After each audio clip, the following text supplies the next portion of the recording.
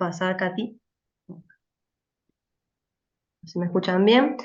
Bueno, Escucha bien. tenemos un paciente masculino de 62 años, ex tabaquista, que dejó hace más de 8 años, sin antecedentes familiares de cáncer, con índice de masa corporal de 27, y en un análisis de rutina tiene sangre oculta en materia fecal positiva. Entonces se le solicita una colonoscopia. Con esta premisa, nosotros nos preguntamos todo lo siguiente, eh, principalmente al respecto del hábito evacuatorio, la frecuencia, la consistencia, la forma y si hay sangre en las heces, si luego de las deposiciones se queda con ganas de ir al baño o si cuando va al baño tiene contracciones muy violentas, si hay cambios en la diuresis, es decir, si aumenta la frecuencia, si le duele al orinar. No, si bien el paciente se presentó por un análisis de rutina, es que tenemos todo este caso, no es que vino con un síntoma específico, la idea es preguntarle si en el último tiempo tuvo dolor abdominal o hinchazón, náuseas, vómitos, fiebre, dolor óseo en la columna específicamente, disnea, ictericia.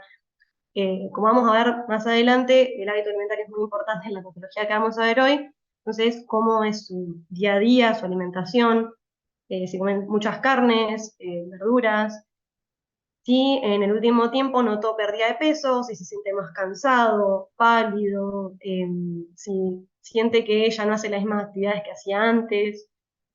Y bueno, si tiene enfermedades de base, como enfermedad inflamatoria intestinal, divertículos, diabetes, hipertensión, los antecedentes de la familia, que ya sabemos que cáncer no tienen, pero si tiene alguna otra patología, si tuvo alguna cirugía previa y la frecuencia del tabaquismo cuando era tabaquista, y si consume alcohol. En cuanto al examen físico, bueno, en la inspección evaluaríamos el estado y el continuo de la conciencia, la piel, si está más pálido, si está ictérico, el estado de hidratación, la presencia de edemas. En el examen físico respiratorio y cardiovascular buscaríamos soplos o evaluaríamos y evaluaríamos el pulso radial, la frecuencia cardíaca. En el examen abdominal, eh, también haríamos la inspección del tipo de abdomen, si hay una simetría, buscar si hay alguna masa que podamos palpar, bueno, que la podamos ver y después palparla, auscultar y hacer la percusión. Y asimismo, según la bibliografía, ante estos casos de sangre oculta en materia fecal, habría que hacer una inspección y un tacto rectal. Evaluar la ampolla rectal, si hay presencia de hemorroides, fisuras anales o tumoraciones. Eh, eso. No, el caso venía con estos exámenes complementarios, con estos resultados del laboratorio, que lo que más nos llamó la atención era el hematocrito y la hemoglobina que está disminuido, bueno, y la sangre oculta en materia fecal, que eso ya lo hemos hablado, y por otro lado también tiene una ecografía abdominal, pero que impresionaba el hígado graso y sin particularidades. Y ante todos estos datos, nosotros concluimos en un síndrome anémico, presumiblemente por hemorragia digestiva baja, y después de eso pensamos en diagnósticos diferenciales, que son los siguientes. Eh, pero rápidamente los descartamos porque el paciente se hizo una colonoscopía, que tenemos los resultados, y con eso podemos descartar la mayoría de estos diagnósticos, la mayoría no, todos los diagnósticos, excepto el que vamos a ver ahora, porque le resecan un pólipo de 5 milímetros en colon derecho, y a 20 centímetros del margen anal hay una lesión elevada con superficie irregular, que ocupa el 70% de la luz del colon. Y se saca una partecita, se biopsia, y no tenemos un diagnóstico de adenoma tubular con displasia de alto grado. Em, entonces, los exámenes que planteamos posterior a esto es, en principio, un coagulograma, función renal, electrocardiograma, para tener preoperatorios disponibles en caso de que tengamos que avanzar una conducta quirúrgica, teniendo en cuenta que hay un pólipo. Ah, y concluimos en pólipos intestinales, que será el diagnóstico. Eh, Teniendo en cuenta que hay un pólipo en el paciente que solo tenemos biopsia, no lo resecamos, tener un preoperatorio listo. Y acá teníamos una disputa que tuvimos en el grupo, que bueno, lo podemos hablar cuando terminemos el caso, eh, porque haríamos también una radiografía de tórax, o eso pensábamos algunos, eh, y una ecografía abdominal, pero bueno, esa ya la tenía. La radiografía de tórax específicamente buscando evaluar el pulmón, porque es uno de los órganos donde más hay metástasis de esta patología. Y el hígado, pero el hígado ya teníamos la ecografía. Y a su vez hacer un ATAC para ver metástasis y estadificar por el tema de los ganglios. El debate era si bien en la radiografía es económica, rápida y se puede hacer en cualquier lado, si tenemos la ATAC disponible, ¿por qué no hacer directamente un ATAC? Pero bueno, en esa disputa estábamos. Y por último, hacer el CEA y el K19 porque bueno, son marcadores tumorales, nos pueden indicar el pronóstico en un paciente preoperatorio y la posibilidad de recidiva o metástasis en un paciente postoperado. O sea, una vez que lo medimos ahora, lo seguimos evaluando el CEA y el K19 para ver cómo va avanzando.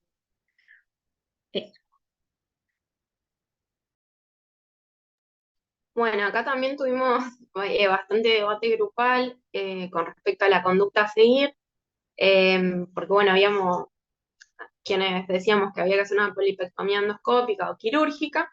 Después había otras recomendaciones, como que teníamos que hacer una resección de colon sigmoideo, una sigmoidectomía extendida hacia descendente, y hacer una anastomosis del descendente con el sigma restante, y el tema de la ligadura vascular, sí o no.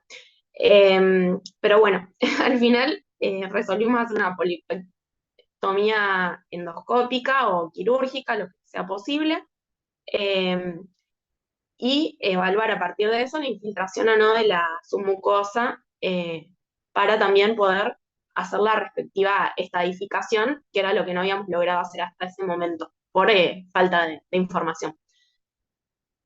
Eh, Acá, bueno, estuvimos viendo también varias estadificaciones y clasificaciones eh, histopatológicas, como esta, la de Haidt. No sé si querés seguir, Katy. Eh, que bueno, esta la encontró un compañero en un libro de cirugía, por ahí muchos no la conocíamos, habíamos visto otras eh, clasificaciones o específicamente el TNM directamente, pero bueno, esta lo que hace es clasificarlo de acuerdo a si la polipectomía es satisfactoria o no, y si la resección, digamos, tiene margen libre o no, básicamente. Y la divide en tres niveles. El primer nivel, que incluiría el 0, el 1 y el 2, si es satisfactoria, el tratamiento ya se considera completo. Es bastante simple, ¿no? La clasificación del tratamiento según este libro. Y el nivel 3 evalúa el margen libre del tumor, si tiene más de 2 milímetros o si tiene menos a 2 milímetros o no tiene. También lo considerado completo o que hay que hacer una colectomía oncológica, refiere esta bibliografía. Y el nivel 4 que ya es el riesgo inminente de metástasis ganglionar. Como sabemos, tenemos la clasificación de Dux, Astel, Kohler, que nos clasifica en A, B o C, también el estadio, si está limitado a la mucosa es el A, si está en la muscular propia y es el B1, y si invade la muscular propia y la serosa es el B2. Y el C es el C1, que sería B1, que es la muscular propia, más adenopatías regionales, y el C2, que es igual al B2, que invade la muscular propia y la serosa, más adenopatías regionales. Después lo que vimos es la clasificación según el TNM, la que todos conocemos de patología, la T de penetración del tumor, el número de ganglios afectados, la N, y la metástasis, la M, que es la que se utiliza casi siempre en cualquier tipo de cáncer una vez que tenemos la confirmación histológica. Igual de todas maneras la estuvimos charlando y evaluando y demás, pero bueno, seguramente ustedes ya todos la recuerdan, que T0 es tumor primario desconocido, T1 es carcinoma in situ, T1 invade submucosa, T2 la muscular propia, eh, T2 también, T3 la muscular propia más tejidos eh, pericolorrectales, y bueno, y la T4 A es peritoneo visceral también, y T4B es otros órganos.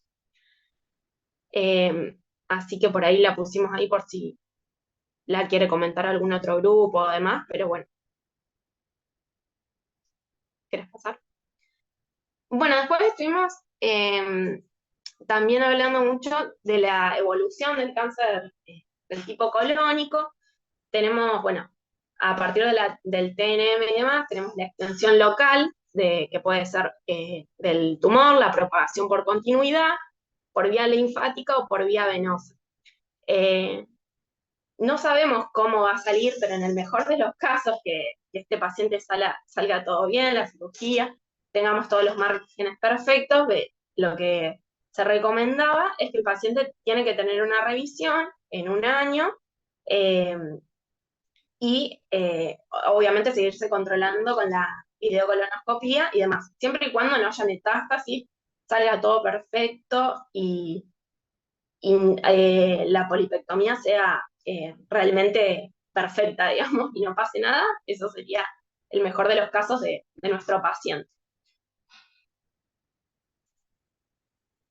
Bueno, después estuvimos también charlando mucho lo de las guías de prevención de cáncer colorectal y de los factores relacionados al origen del cáncer colónico. Eso fue un tema en el que estuvimos hablando mucho, que si bien es una enfermedad multifactorial, la mayoría de los adenocarcinomas se desarrolla por mutaciones en pólipos adenomatosos y en menor proporción por pólipos hiperplásicos.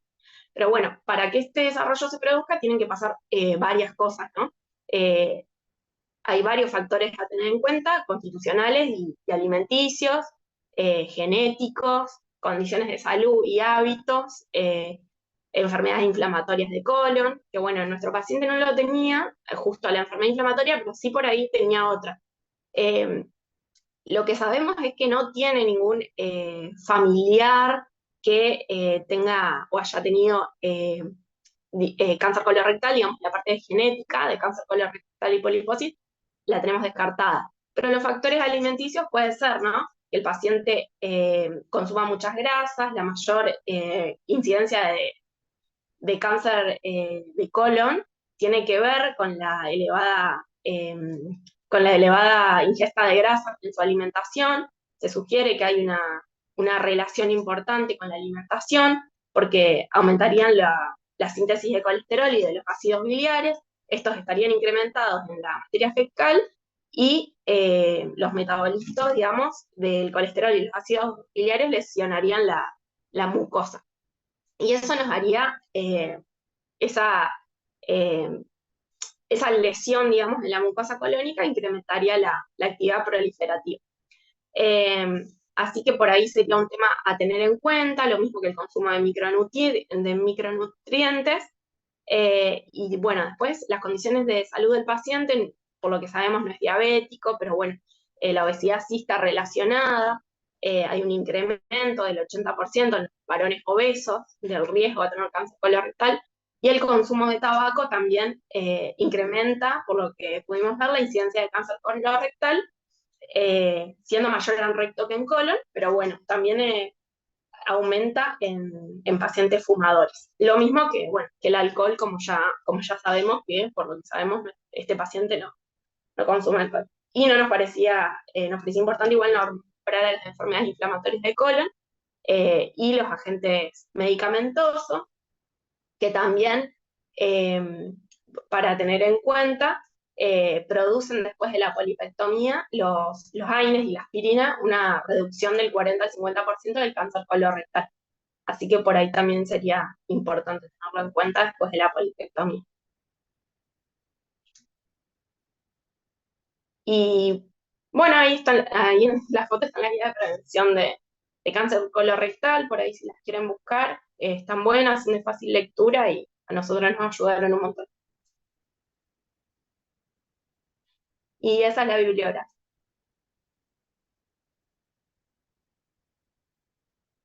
Antes de continuar, no dejes de compartir que quisiera, no sé si querés, no mostraron al principio el caso clínico en sí, como tal cual como lo tenían ustedes para evaluación. No sé si lo tienen ahí.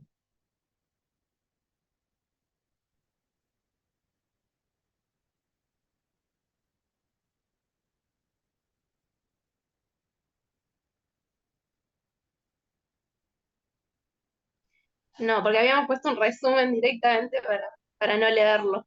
Pero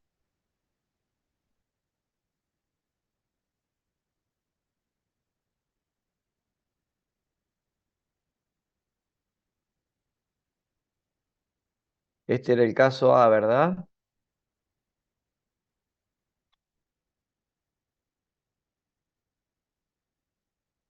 Sí, es el caso A.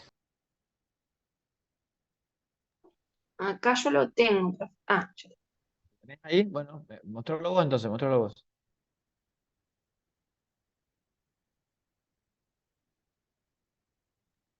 no me está dejando compartir igual.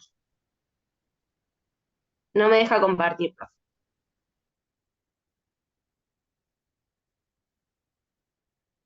Ahí lo compartí, ¿se ve? ¿Sí? Bien, ese es el caso entonces, que un poco ustedes pusieron ahí, pusieron un resumen, ¿no es cierto? Aporta a la consulta esos resultados de laboratorio que ustedes lo habían puesto. Con respecto al interrogatorio que ahí me hacían la consulta, ustedes hasta el momento digamos, de lo que el paciente aparece en el consultorio con esa imagen, ustedes tienen una biopsia. Espérate que alguien quiere entrar. Hasta ese momento ustedes tienen una biopsia endoscópica que se le realizó a la lesión esa con un diagnóstico de displasia tubular con un adenoma tubular con una displasia, ¿no es cierto?, de alto grado. Bájale un poquito ahí, no sé quién está compartiendo ahí. Esa es la imagen endoscópica, ¿no es cierto? Si ustedes ven esa imagen endoscópica, ustedes tienen una imagen de una lesión elevada que tiene una base de implantación que, si bien no se alcanza a ver correctamente en la imagen endoscópica, en la imagen que está a la derecha mirando de frente su pantalla, se ve que podría llegar a tener en la zona del pedículo, tiene algo de mucosa que tiene una apariencia como de mucosa normal, ¿verdad? No sé si la quieres marcar ahí. ¿Quién es que está compartiendo ahora, chicos? Es yo, Katy. Katy, fíjate, marca ahí en la base exacto, en la base del pólipo. Fíjate bien ahí que hay una mucosa que es muy parecida a la mucosa que tiene normal del intestino. Eso quiere decir que podría haber ¿no es cierto?, un pedículo en el cual yo podría trabajar y resecarlo eventualmente o intentar resecarlo eventualmente en forma endoscópica. Yo ahora les voy a mostrar el resultado de esa anatomía patológica ya con la lesión completa. Con respecto a lo que me preguntaban en la historia clínica, ahora les voy a mostrar no les voy a mostrar, sino les voy a contestar esas preguntas que hicieron ahí, que en cuanto a los antecedentes, no tenemos antecedentes de importancia en cuanto a antecedentes familiares, y si el paciente tiene o no diverticulosis u otra patología colónica lo desconoce porque el paciente no tenía ningún estudio previo de colon. Este es el primer estudio que se hace posterior a esa sangre oculta en materia fecal positiva. Con respecto a los antecedentes, lo más relevante es eso que yo les mostraba, que es un fumador que dejó de fumar hace 8 años, pero que fumaba importante, alrededor de 20 cigarrillos diarios hasta ese momento. No tiene antecedentes de consumo de alcohol importante, más allá de un bebedor, de ser un bebedor social, eventualmente fin de semana. Y bueno, y la dieta es una dieta bastante clásica que tenemos en nuestro país con un porcentaje alto de grasas animales en relación al consumo de fibras que es más escaso. Con respecto ¿qué otra cosa me preguntaban que tenían duda? Si quieren compartir ahora que ya vimos, si quieren compartir nuevamente la pantalla con el segundo slide que mostraban ustedes, chicos. ¿No se ve? La estoy compartiéndola. No, no se ve. Pero era el hábito evacuatorio, que teníamos dudas, si había tenido cambios de la Sí. diuresis. No tenía ningún cambio en hábito evocatorio importante, solamente a él, digamos, lo que lo que genera el pedido de la colonoscopia es esa sangre oculta de materia fecal que le hacen como screening porque nunca le habían hecho nada, ¿sí? Ahí sí se ve lo que estoy compartiendo. Ahora sí. Ah, ok. Después, con respecto a antecedentes de otras enfermedades, no hay ningún dato específico, ni de diabetes, ni hipertensión, nada de eso. De divertículos, ¿por qué preguntaba de divertículos? ¿Qué tienen que ver los divertículos acá? ¿O qué les podría dar de ayuda la enfermedad diverticular?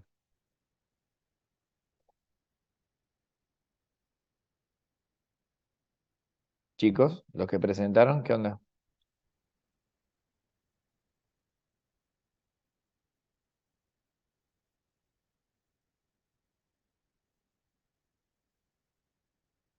No se Porque escucha. Si hay alguien que habla, no se pensamos, escucha. Ah, ahí está. sí, disculpe, Valentina, los teníamos muteados. dale.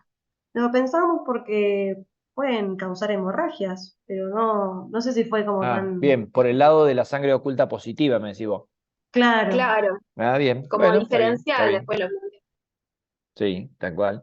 Y en el caso de algo más común todavía que puede dar sangre oculta en materia fecal positiva, aparte de la enfermedad diverticular, ¿qué podría ser?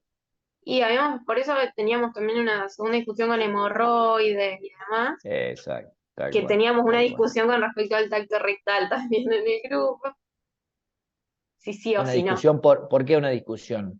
Si sí o si no. O sea, había Bien. bibliografía que decía que sí. No sé si este paciente no nos llegaba con todo esto, sino nos llegaba antes, digamos.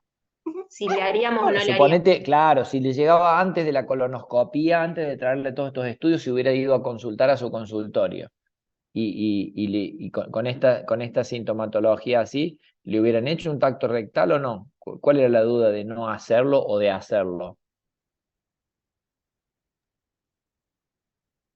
Y Sí, habíamos quienes decíamos que directamente tenía que ir a la videocolonoscopía y que ahí se hacía el tacto. Entonces que no nos parecía necesario hacerlo antes, pero después la bibliografía decía que se podía hacer, digamos. Bien, sí, digamos, en un marco teórico vos decís, sí, no podés dejar de hacerle un tacto rectal a un paciente de 60 años que viene con estas características, etcétera. Ahora, si vos me decís, sí, yo ya decidí hacerle una colonoscopia, bueno, puedo explicarle al paciente, decir, mire, yo el tacto rectal se lo voy a hacer cuando le haga una colonoscopia porque usted va a estar sedado, va a estar más relajado, va a ser más sencillo hacerlo, etcétera, etcétera. Digamos, lo importante es, creo que sí hay que hacer un tacto rectal al paciente en la circunstancia en la que sea, pero sí debe hacérselo en el examen físico, ¿cierto? Después, antecedentes familiares no tenía, cirugías previas, o sea, tenía una apendicectomía como cirugía previa y, bueno, lo del tabaquismo, lo que les decía en cuanto a la cantidad de cigarrillos y todo eso. Ninguno de este grupo ni del grupo que va a discutir me preguntó por el foro esto, porque digamos, para eso está el foro, porque todas estas cosas yo se las podría haber dicho en el foro y no hacía falta que perdiéramos el tiempo hoy con esa historia, pero digamos, es para la próxima, ya saben, va a haber un foro también para sacarse estas dudas, si es que se las pueden sacar antes, es por ahí más piola. Bien. Eh, Antes de mostrarle los resultados y la evolución de lo que se hizo con el paciente, el grupo que tenía que discutir este caso, ¿qué acotación podría hacer en relación a esto? ¿Y cuál es el grupo, cuáles son los integrantes de ese grupo?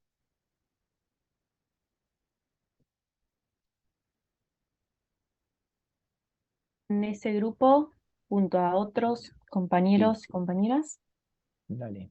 em, una de las discusiones que tuvimos fue, por ejemplo, si en este caso, como era ¿cómo dijimos, Cami, en la clasificación? Estaba la duda sobre los conceptos de lo que sería un carcinoma in situ y una displasia de alto grado, porque se ha demostrado que no es necesaria hacer esa diferencia porque no influye lo que es la conducta terapéutica. Eso lo leímos en el Jiménez y en otras bibliografías también. Bien. Y sumado a eso, nos planteamos como es intraepitelial, aparentemente, si es Eso no lo necesario, sabemos todavía. no dice en la biopsia, perdón.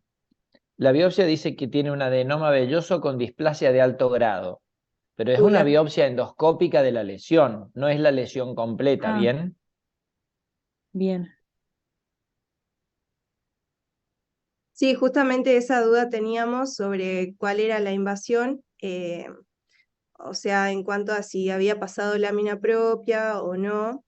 Y también nos planteamos la misma duda con el otro grupo acerca de, o sea, no con el otro grupo, sino la misma duda del otro grupo acerca de la tomografía, si era necesario o no hacerla, porque eh, básicamente es un pólipo maligno que no sabemos todavía si, por esto que acabo de decir, si tiene invasión o no en la lámina propia. ¿Por qué considera que es un pólipo maligno si la biopsia no dice que es un adenocarcinoma, ni tampoco un carcinoma in situ?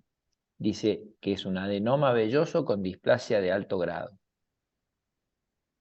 Porque, o sea, yo tenía entendido que el pólipo maligno se define como un pólipo adenomatoso, tubular o velloso, que presenta una displasia de alto grado. No, eso no es un concepto correcto. Los pólipos se clasifican en neoplásicos y no neoplásicos. Sí, Los pólipos ajá. neoplásicos son los pólipos adenomatosos y los acerrados. Dentro de los adenomatosos tiene una variedad que no hace falta ahora entrar en esa disquisición teórica, y de los no neoplásicos hay otros 4 o 5 más comunes. Dentro de los pólipos neoplásicos, ¿sí? Dentro de los pólipos neoplásicos, todos esos pólipos que usted tiene son pólipos potencialmente malignos, pero no son un cáncer de colon.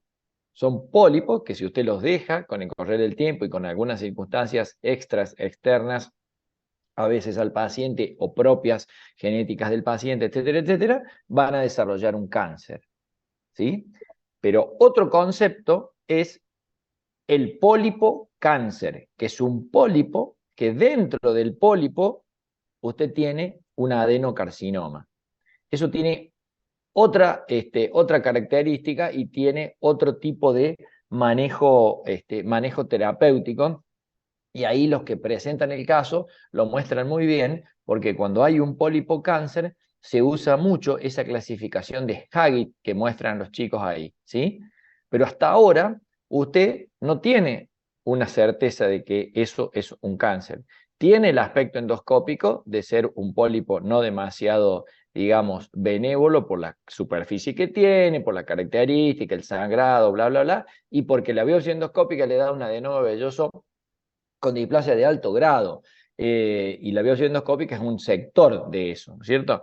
Entonces, la disquisición acá sería, ¿qué dice este grupo con ese pólipo y con este paciente puntual con esa biopsia? ¿Ustedes qué harían? ¿Le intentarían una resección endoscópica de ese pólipo o directamente le indicarían una cirugía para ese pólipo? Profe, ¿Y por qué, por supuesto? Diga, sí. perdón, hay una compañera que se le fue el internet de mi grupo y pide si la puede aceptar. Ya le volvió. Bueno, dale, ahí va. Celeste, me parece que. Lo escucho, chicos. Celina, ¿qué decís vos? ¿Se entiende lo que le digo? Sí, perfecto. No, creo Bueno, que con hasta esa ahí, sin explicación se nos avanzar, porque aclaró un todavía no poco. tenemos la biopsia de la lesión completa, ya sea por resección o por resección endoscópica, quirúrgica, como sea. Pero hasta ahora, con este paciente, ¿usted le indicaría una resección endoscópica o le indicaría directamente una resección quirúrgica? ¿Y por qué? ¿Una cosa o la otra? Lo estuvimos charlando por el hecho de que no entendimos por qué se resecó, por ejemplo, un pólipo en el ciego de 5 milímetros y este no. Entonces asumimos que quizás es más grande. Sí, es que es más grande, seguro que no. No se resecó por las características de la lesión Claro, y porque usted cuando ve una lesión que cree que va a necesitar un instrumental en particular o insumos X y que al paciente a su vez no le dijo que iba a hacer una resección mayor, que aunque sea por vía endoscópica, usted no tiene la autorización para hacerlo. Entonces, en esos casos, no es correcto hacerlo y se programa para hacerlo en forma más ordenada, con el instrumental necesario y con el consentimiento del paciente. Claro. Nosotros charlamos que lo resecaríamos, sí. ¿Lo resecarían de qué manera? Sí. Em, no estoy segura de qué De manera. forma Obviamente que, endoscópica sería ahí. obviamente que resecarlo, hay que resecarlo, no le va a dejar esa lesión con esas características. ¿Pero lo haría de forma endoscópica o lo haría de forma quirúrgica? ¿Y por qué? Lo que habíamos charlado por ahí era que se hacía primero de forma endoscópica y se evaluaban, como dijo el otro grupo, los márgenes y si, bueno, se invadía Lo harían de vasculatura forma y demás. endoscópica, entonces ustedes, Sí, sí, sí, sí. ¿sí? Y bueno, ahí se Marisa, evalúa de forma dale. histológica Y ahí y ahí ven, claro, según los resultados, puede perfecto, hacerse el seguimiento o la bien. cirugía. Y ustedes, Luba, más allá de todo el resumen que hicieron, que está muy bien, ¿ustedes usted lo hubieran encarado endoscópico a este caso o quirúrgico directamente? No llegamos a un acuerdo. ¿Y cuál era la mayoría? ¿Qué decía la mayoría? Eh, Se abstuvieron varios de votar, así que no tuvimos. Ah, no. ¿Y el No sé si domingo qué van alguien a quiere hacer? comentarlo. Si ¿Esos que alguien se más quiere. abstuvieron, que el domingo van a votar en blanco o qué? Doc, mucho de lo que charlamos durante la discusión en el grupo fue que veíamos que el pólipo lo que hacía era obstruir cerca del 70% de la luz y por ahí algunos nos optábamos por una resección quirúrgica más que endoscópica pensando en que era un pólipo de un tamaño mayor. Una postura. Y para hacer una resección quirúrgica, en esa endoscopía, ¿qué le hubieran hecho? Para poder encontrarlo después, más fácilmente. Marcarlo. Se lo puede marcar. Marcarlo, exacto. ¿Cómo?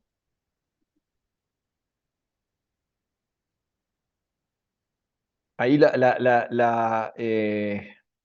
no sé. Loreto Gómez Magaña, ¿cómo se llama? Loreto, Loreto. ¿Loreto es su nombre? sí.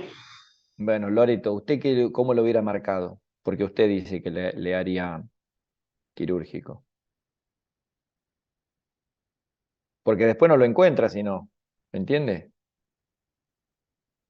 Le tiene que volver a hacer una endoscopía durante la cirugía porque no encuentra. Esa lesión tiene 2 centímetros, 3 centímetros como máximo y no lo puede ver desde el abdomen fácilmente. ¿Cómo lo marca?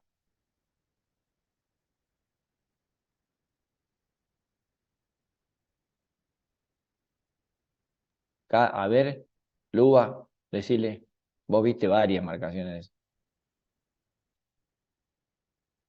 Se me ocurre que por electrocauterización, quizás, haciendo un tatuaje, no sé. No, porque usted está con el endoscopio adentro del colon y cómo va a ser, Claro, no. si le pone electrocauterio en forma importante, puede perforar el colon.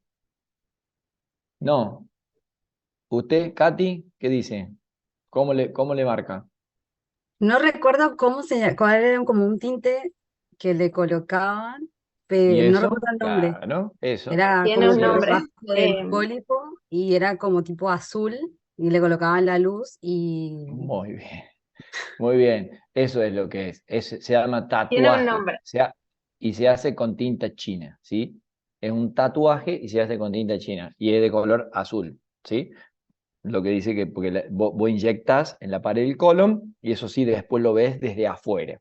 Y entonces ahí sabes qué sector del colon vas a resecar, porque si no, cuando vayas a operarlo no vas a encontrar el pólipo, ¿sí? ¿Se entiende? Bien, entonces, están de acuerdo algunos en hacerlo endoscópico, otros en hacerlo quirúrgico. Y el otro grupo, el que discutía el caso, ¿qué le hacía? Directamente endoscópico, ¿verdad? Me dijo recién Marisa, Claro, primero endoscópico y después, bueno, se y ahí evalúa. ver. Bien, vamos a ver entonces qué tenemos con esto. No está compartiendo nadie ahora, ¿cierto? No, ya dejé de compartir. Buenísimo.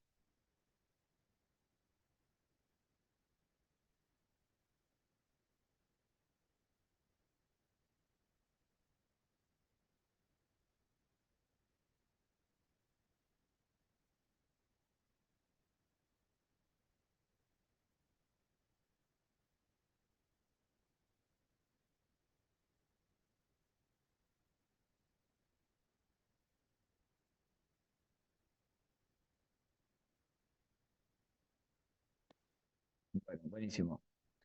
Entonces, con respecto a los estudios a realizar, que es lo que ustedes me mencionaban recién. Espérate que quiero ver si lo puedo ver así completo. Los estudios a realizar previos al tratamiento, bueno, es el laboratorio que ustedes mencionaban. La única digamos, crítica que yo le hago ahí, no sé si es una cuestión de palabras o qué, pero la que presentó puso CA199 dentro del laboratorio, aparte de toda la rutina, y porque me dice, porque tienen valor pronóstico. ¿Qué valor pronóstico tiene el CA y el CA199 en un cáncer de colon? ¿Quién presentó recién? ¿Cómo se llama? ¿Marisa presentó?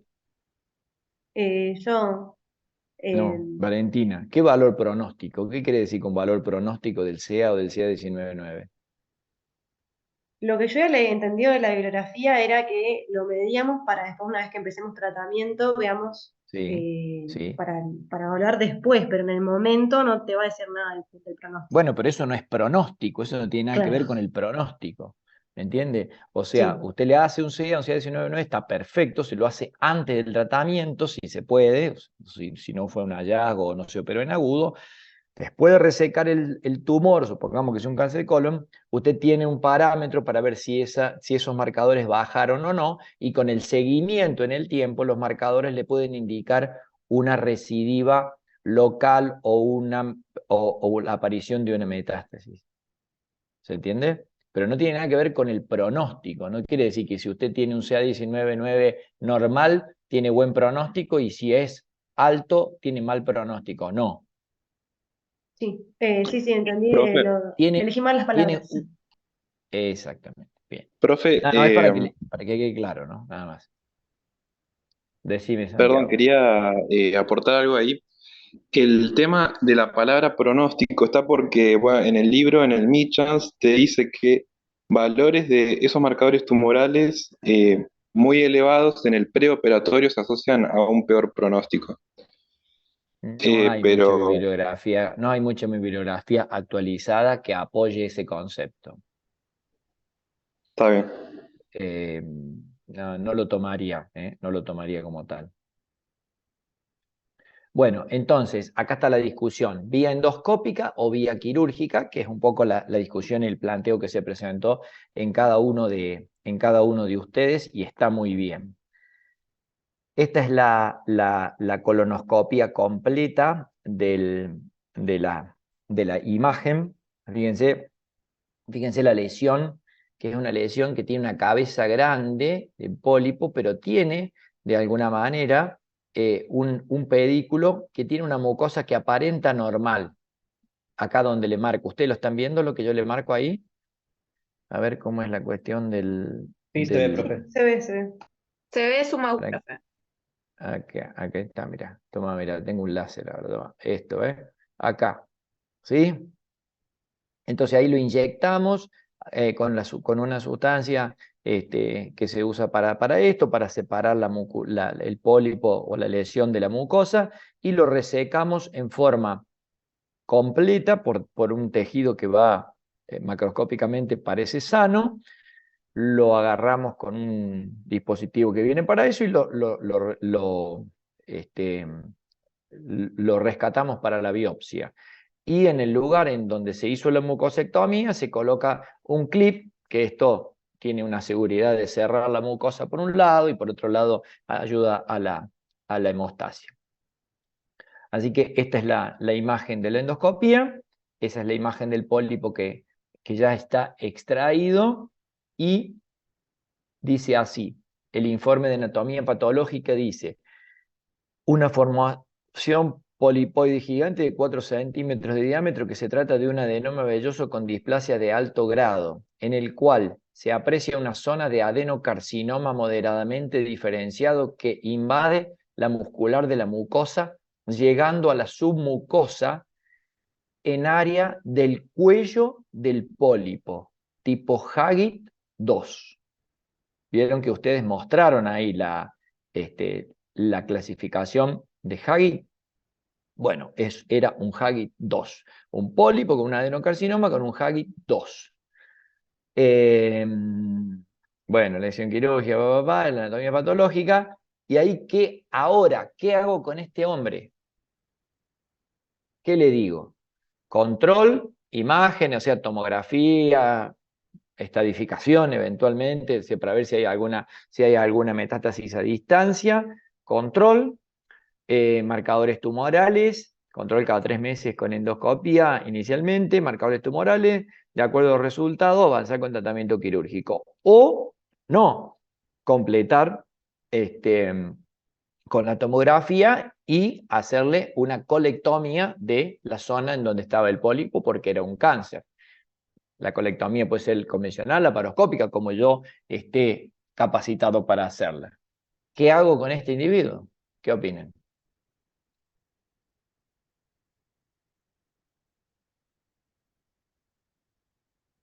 Los que hacían tratamiento endoscópico, ahí tienen ahora, ya lo hicimos el tratamiento endoscópico, ahí tienen la biopsia. Ahora, ¿qué hacen con él?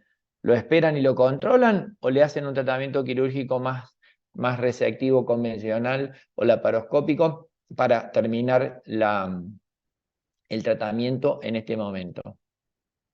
Marisa, ¿qué cuenta del otro grupo? ¿U otro del otro grupo? Santiago, ¿vos sos del otro grupo?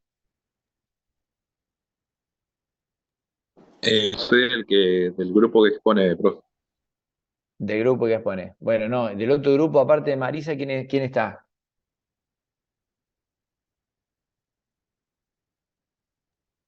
Valentina se llama, profe, bueno. ¿Cómo Valentina? Si recién habló una tal Marisa. Del otro Ah, no, grupo. sí, yo estaba hablando. Del otro Igual grupo. estaba Valentina buscando la está en el clasificación de grupo de Haid porque no la presentación. tenía. Bueno, dale. Mostrá, Valentina, compartir la clasificación de Haid.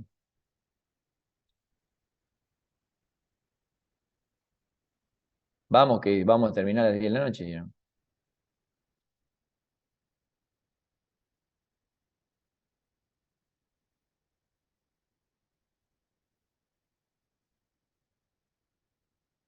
¿Está, Valentina?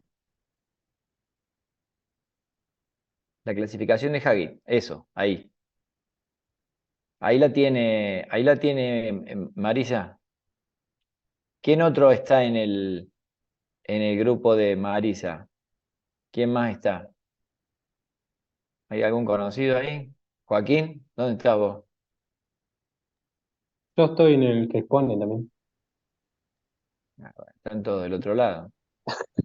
Ana, ¿dónde está Ana?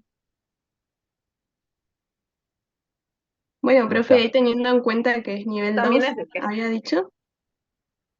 Sí, nivel 2. No me acuerdo si dijo algo de los márgenes. Si se pudo recolectar márgenes mayor de 3 centímetros, creo que ahí ya se puede Sí, hacer sí, seguimiento. porque estaba hacia la zona digamos, no estaba invadiendo, me parece que el cuello en la base de implantación, sino que ahí había margen. Claro, Pero sobrepasa, nivel 2 quiere decir que sobrepasa la muscular de la mucosa. ¿Bien?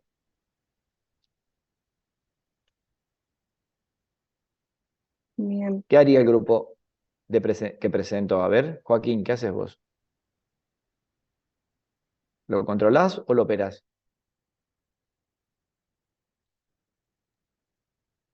Y según el height que nos daba, le haría control primero. Le harías Porque, control. Perfecto. sí. Ahí ya dijimos cómo es el control, todo, no vamos a repetir eso. El otro grupo, Marisa, ¿qué hace ahora que ya lo sacamos? ¿Está convencida con esa resección y no lo opera o sí lo opera el paciente este? No, sí, estoy de acuerdo, o sea, haríamos control. Control. Buenísimo. Pero Bueno, bueno, hay que hacerlo bastante seguido, igual porque por ahí la displasia de alto grado y lo que habíamos leído es em, que sea velloso tenía mayor riesgo de malignización que sea tubular, por ejemplo. no, pero volvemos a lo mismo. Usted ya lo resecó y no solo que es velloso, es un cáncer, es un adenocarcinoma con invasión que está en el pólipo, que es in situ, pero que sobrepasa la muscular de la mucosa. Olvídese de lo velloso y toda esa historia.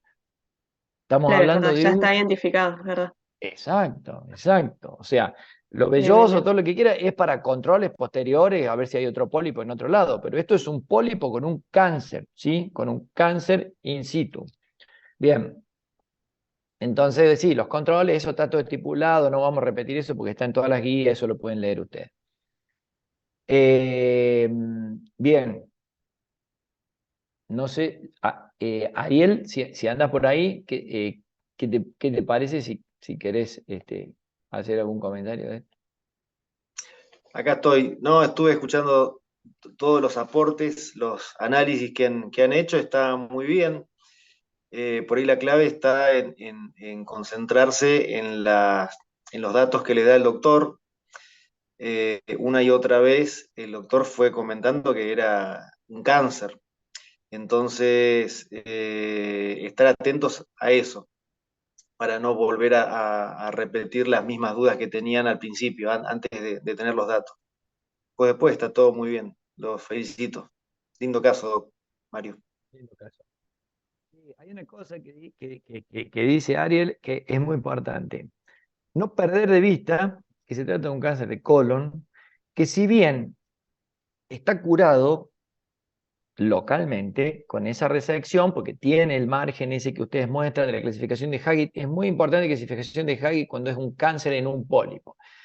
Hay que ver muy bien dónde está, qué nivel, si invade el pedículo del pólipo o no lo invade, y tengo que decirle esto al paciente. Este pólipo, porque yo les puedo contar esta historia que termina así, y también le puedo contar la historia de otro paciente con estas mismas características, que de acá a lo mejor a un año de esta resección o a 9 meses de esta resección aparece con el hígado con 4 metástasis hepáticas. ¿Por qué? ¿Cómo me dice? No sé si estaba curado. No, es un adenocarcinoma in situ, pero que invade, la clave acá está, invade la muscular de la mucosa, sobrepasa la muscular de la mucosa. Entonces ahí hay plexos vasculares en donde, si bien es ínfima la posibilidad, el paciente tiene un 5 a un 7% a futuro de haber tenido ya algún tipo de migración hemática y puede aparecer con metástasis hepática. Entonces, ¿yo qué le tengo que decir al paciente? Mire, usted tenía un cáncer así, así, así. Usted tiene un 5, un 7% de posibilidades de que esto tenga metástasis hepática en un tiempo determinado. ¿Por qué? Porque yo si lo mando al oncólogo a este paciente no le va a hacer quimioterapia ni le va a hacer tratamiento ayudante.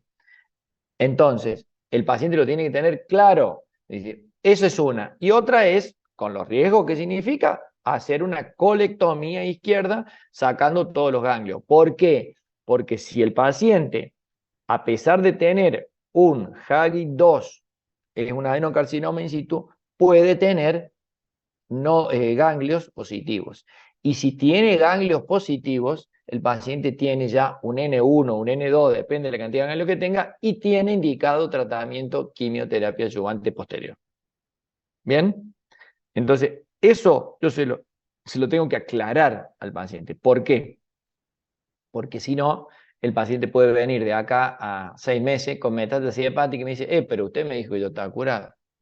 No. Distinto es si tiene un in situ que no invade la muscular de la mucosa, o sea, un nivel 0, 1, que en esos casos, ahí sí, tiene 0 posibilidad de metástasis, pero el 2 no tiene 0 posibilidad de metástasis, ¿sí? Nosotros habíamos encontrado, profe, que cuando invadía o comprometía la muscular tenía entre un 12 a un 20% más de posibilidad.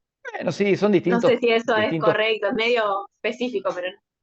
exactos, pero de todas maneras son distintas, por ahí a lo mejor depende de dónde tome la bibliografía, pero la realidad es que tiene posibilidad de tener secundarismo. Por eso lo tengo que estadificar como cualquier cáncer, y si a pesar de que yo lo estadifico no tiene nada, no tiene ningún secundarismo, le tengo que decir esto que acabamos de hablar al paciente. ¿Bien? ¿Quedó claro? Profe, tengo una duda. ¿Una Porque dijimos sola? que íbamos a hacerle seguimiento, un seguimiento. ¿Ese seguimiento, cada cuánto es que se hace? ¿O Lo depende voy a también del operar paciente? el primer año, si no lo voy a operar, el seguimiento es cada 3 meses. Ajá. Después lo voy distanciando. Y en Si lo este voy a caso, operar, si lo voy a operar y lo resequé, depende del TNM, como cualquier cáncer de colon. bien, gracias. Bueno, avanzamos. El otro caso. ¿Quién lo presenta? 10 minutos para presentarlo.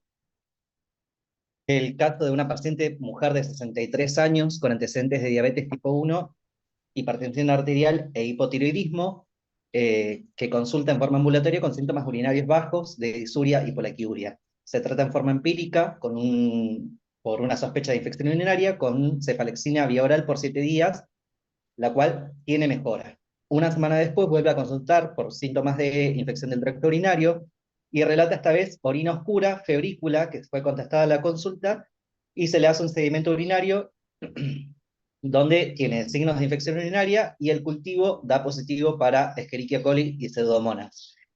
En esta oportunidad también tiene dolor abdominal inferior en hipogastria y fosialaca izquierda, con dolor a la palpación, sin peritonismo desde la zona. Tiene antecedentes quirúrgicos, una histerectomía abdominal y una cesárea por incisión mediano infraumbilical, y se le hace un laboratorio que destaca una leucocitosis de 15.000 blancos y una PCR de 20. Tiene una glucemia de 125 y la ecografía abdominal que se nos presentó fue esta, ahí no sé, ahí está, en donde vemos que es todo normal, salvo cuando se hace la examinación de la fosa ilíaca izquierda, donde se visualiza una asa intestinal distendida con paredes engrosadas de 6 milímetros, y el diagnóstico es de una diverticulitis aguda. Entonces, respecto a esto, nosotros con mi grupo lo que fuimos preguntándonos fue acerca de los antecedentes de la enfermedad actual, digamos, el Alicia del dolor, la aparición, la localización, la irradiación, las características, la intensidad y los atenuantes o los agravantes, si es la primera vez que le sucede este dolor y de estas características, si usó alguna medicación para calmar el dolor antes de venir, el color de la orina, si es rojo oscuro, marrón como Coca-Cola, el olor que tiene, la frecuencia miccional, y ver el sedimento urinario, que no se nos informó. Si tiene catarsis, si tuvo cambios en el hábito evacuatorio en el último tiempo, y si notó sangre o moco en las heces. De los antecedentes personales, nos interesaría saber la diabetes, hace cuánto fue diagnosticada, si tiene medicación, las dosis, lo mismo con la hipertensión y con el hipotiroidismo.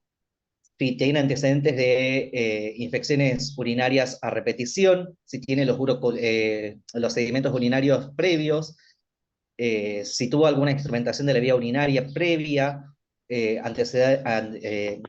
evaluar también la higiene perineal, por un tema de que no vaya a ser que esas infecciones urinarias que haya tenido sean por una cuestión de la higiene. La dieta, que es sumamente importante, tiene que ver con lo que estuvimos hablando también del taller, o sea, del cáncer de colon, que son dietas pobres en fibras y altas en carne. De antecedentes heredofamiliares, nos preguntamos también si había algún antecedente de divertículos en la familia o de la complicación de la inflamación del divertículo, antecedentes de cáncer, y por sobre todas las cosas, en el examen físico también nos interesa mucho saber el estado general de esta paciente, si estaba lúcida, si estaba pálida, si estaba sudorosa, la presión arterial, la frecuencia cardíaca, la frecuencia respiratoria, la temperatura, porque sabemos que tiene febrícula, pero no sabemos de cuánto. En el abdomen sabemos que es doloroso, pero no sabemos si hay masas palpables, si los ruidos hidroaéreos están presentes. si tiene puntos ureterales o una punio-percusión positiva. De todas esas preguntas que me está haciendo, algunas de ellas me le hicieron en el foro a alguno de Sí, ustedes y yo se las contesté. No sé quién el me color de la preguntó. orina. Mateo le hizo la pregunta y la vimos. Bien, Si el color bien. de la orina era rojo y no aparentaba ser sangre, por lo que dijo. Exacto, exacto, tal cual. Y Bien, después el resto de las preguntas que me hicieron ahí, que dentro de todas las que usted más o menos acá menciona, creo que se las fui respondiendo. Y no sé si tienen alguna duda extra, se las digo ahora. por lo menos con lo que estuvimos hablando, no. Igual sí tuvimos Bien. algunas discusiones, por ejemplo, no nos terminó de quedar bien en claro a qué se debe Ujú. ese color de la orina. Sí sospechamos algunas complicaciones que pueden llegar a haber de la diverticulitis, Bueno, tiene pero una infección urinaria, ¿no? El paciente. y la infección urinaria, sí, es lo que estábamos sospechando. Bien. Por ahí Bueno, teníamos buenísimo. dudas, perdón, por ahí teníamos dudas con el tema de la catarsis, si había Sí. algún cambio con la presencia de sangre, eso nos generaba duda también. No, no hay cambios nuevos, digamos, que tenía la paciente mantiene su hábito intestinal más o menos habitual, tiene alguna tendencia más a la constipación, recordemos que es diabética, ¿no es cierto? Que hay un tránsito intestinal un poco más enlentecido, ¿no? Pero no hay ningún cambio importante más allá de lo que venía haciendo. Bien. Eh, Sí, avance. con respecto a nuestro plan de estudios, como sospechamos, o sea, como el diagnóstico inicial nuestro fue el de diverticulitis, nosotros creemos que es fundamental arrancar con una tomografía. Si hablamos de necesidad de hacer una placa de abdomen, porque cuando lo planteábamos en el grupo, dijimos, bueno, esta paciente se presenta con un cuadro de dolor abdominal agudo, pero ya tenemos una ecografía que dice que tiene un divertículo y que ese divertículo está inflamado, entonces no consideramos que una placa de abdomen en estas características nos brinde mayor información como para saltarla, digamos. Creemos que la tomografía nos va a brindar más información y va a ser más útil a la hora de evaluar a la paciente. Entonces, por eso es que solicitamos la TAC de abdomen y pelvis con el contraste oral endovenoso. Y obviamente nuestra justificación para solicitar esta TAC es evaluar y clasificar la presencia de estos divertículos, porque según la tomografía nos va a dar estos estadios, que son los de Hinchi, que son 4, y en base a estos estadios también nos va a dar la terapéutica. Y también nosotros lo que decíamos es que solicitaríamos un antibiograma para evaluar la sensibilidad de los gérmenes y así poder redireccionar el tratamiento antibiótico en caso de ser necesario. Entonces tenemos los 4 estadios, donde el primero es un absceso pericólico, el segundo es un absceso distante con posibilidad de drenaje percutáneo, el segundo B también es un absceso complejo asociado o no a una fístula, que es una de las complicaciones que pueden sufrir los divertículos. El tercero es una peritonitis purulenta generalizada y la cuarta es una peritonitis fecal. Después también nosotros acá pusimos los criterios de Ambrosetti, que la clasifican en moderada y severa según el engrosamiento de la pared, que es mayor a 5 milímetros, o engrosamiento de la grasa pericólica sería una moderada, y la severa sería mayor a 5 milímetros, el engrosamiento de la grasa pericólica con absceso ya, o el aire extraluminar o contraste extraluminal, que nos hablaría de una perforación. Acá tenemos, con respecto a nuestro accionar, nosotros dijimos que por los antecedentes, por la edad, por el antecedente de la diabetes, por presentar una infección que no es cualquier infección, no es una Escherichia coli únicamente, sino que también tiene una pseudomonas, nosotros decidiríamos internarla, que tiene una infección urinaria complicada por la diverticulitis. Entonces, como nosotros no tuvimos los datos, ni tuvimos una tomografía, acá pusimos el algoritmo diagnóstico y terapéutico de la diverticulitis según el grado de Hinchi. Que el 1 puede ser plausible de un tratamiento médico ambulatorio con una dieta blanda y se evalúa la respuesta a las 48 horas. Esto es lo más fundamental, tiene que volver a la consulta y se reevalúa. Si tiene una buena respuesta, podemos hacer una colonoscopía a las 6-8 semanas y continuar con las medidas higiénico-dietéticas. Aumentar las fibras, disminuir las carnes, y bueno, y si tiene una mala respuesta ya es una candidata a internación y hablamos de una diverticulitis complicada, como los Hinchi 2 y los 3 y los 4. La diferencia es que en el Hinchi 2 es plausible el drenaje percutáneo del absceso, y en base a la respuesta o no, vamos a ver si seguimos un camino u otro. Si tiene una buena respuesta, podemos volver otra vez a pensar la cirugía electiva dentro de 6 a 8 semanas, cuando disminuyan las complicaciones, disminuya la inflamación, y ya los Hinchi 3 y 4, que son de mayor, cuando hablamos de peritonitis, ya sea fecaloide o abscedada, se hace una cirugía de urgencia. Lo mismo cuando tenemos una mala respuesta a los otros tratamientos en los Hinchi 1 y los Hinchi 2. Vamos directamente a las cirugías de urgencia. Y respecto a la terapéutica, nosotros consideramos que deberíamos darle antibióticos que cubran la flora intestinal, la Escherichia coli, los bacteroides, enterococos, pseudomonas, enterobacterias y anaerobios, y por eso es que las guías recomiendan utilizar ciprofloxacina y metronidazol. Nosotros consideramos que en este caso, ya que está internada, dárselos por vía endovenosa hasta contar con el antibiograma, porque puede ser que tengamos cepas resistentes y necesitemos modificar nuestro esquema antibiótico. Y bueno, según el grado de Hinchi, más o menos lo que dijimos recién, puede ser un tratamiento conservador, un drenaje percutáneo, o los lavados peritoneales y las resecciones de los Hinchi 3 y 4. También, obviamente, es una paciente diabética, los controles de glucemia, control de fiebre y el dolor, la hidratación, el seguimiento y el monitoreo. Y nosotros también consideramos importante poner acá las indicaciones de cirugía de urgencia, que es un poco también lo que venía hablando previamente. Principalmente la falta de respuesta al tratamiento conservador en cualquiera de los otros, los signos de sepsis, obstrucción, perforación o fístula, que pueden ser por traslocación o por complicaciones, digamos la fístula o la perforación que libera contenido intestinal a la cavidad abdominal, los abscesos que no se pueden drenar por drenaje percutáneo, o que se intentó el drenaje percutáneo y no fue efectivo, y obviamente los Hinchi 3 y 4, que son las peritonitis, como dijimos, donde ya es necesario el lavado peritoneal y las resecciones. Bien.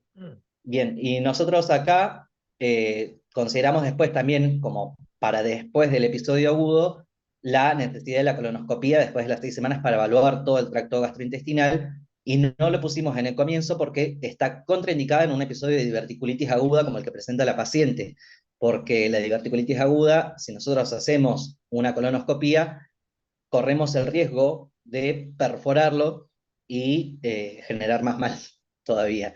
Por eso es que siempre se realiza 6 semanas después en el paciente que está asintomático, cuando ya bajó la inflamación del divertículo y el riesgo de perforación disminuye. Y el objetivo siempre va a ser examinar el tracto gastrointestinal en busca de otras causas como el cáncer de colon, pólipos o tumores en el colon proximal.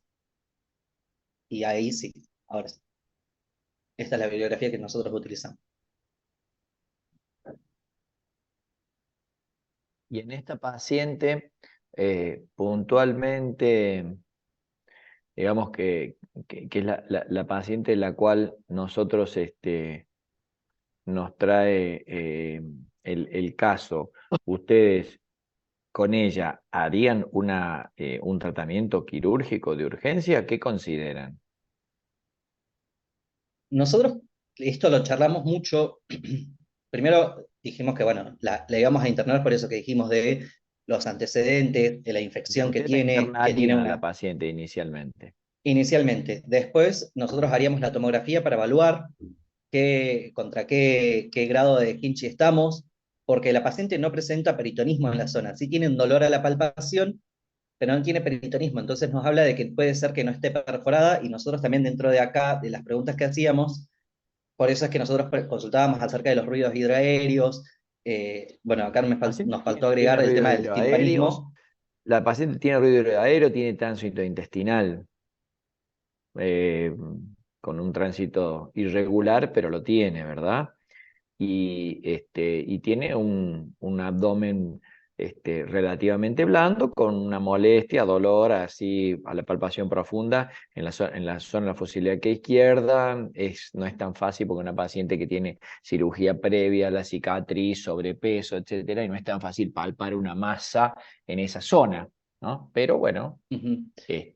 inicialmente no se palpa algo grosero al menos.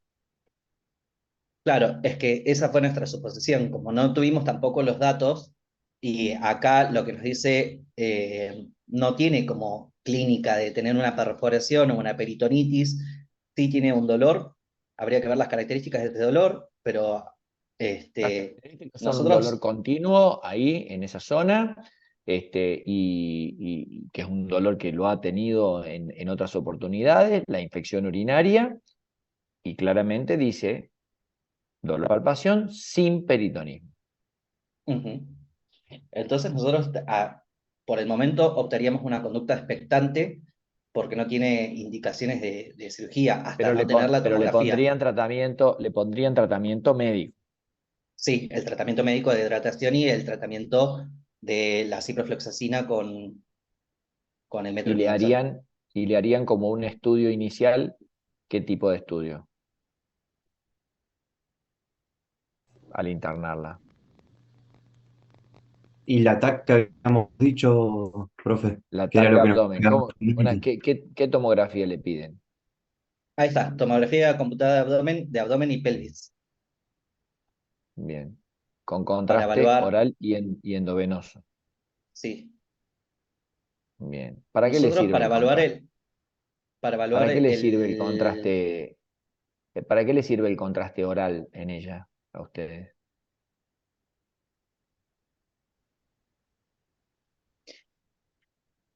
esa fue también una de las discusiones que tuvimos, si ¿Y cuál es la el conclusión a la contraste, que llegaron? La conclusión, en realidad, esto es una suposición que hicimos como grupo, que en realidad Mm. creemos que con el contraste se podría ver de alguna manera mejor las colecciones. Pero Pero ¿con qué contraste? ¿Oral o endovenoso? ahí también estaba el tema, si era oral o endovenoso, por ahí ya que ella estaba internada y quizás era una buena opción hacerlo de manera endovenosa, también por la tolerancia, porque el contraste oral podría generar una mala tolerancia. Está bien. Pero ¿con qué idea usted le pide contraste oral y endovenoso? La respuesta es para ver mejor las colecciones, por ejemplo, si las tuviera. Está bien. Pero ¿con cuál de los dos contrastes usted puede discernir colecciones? ¿El oral o el endovenoso?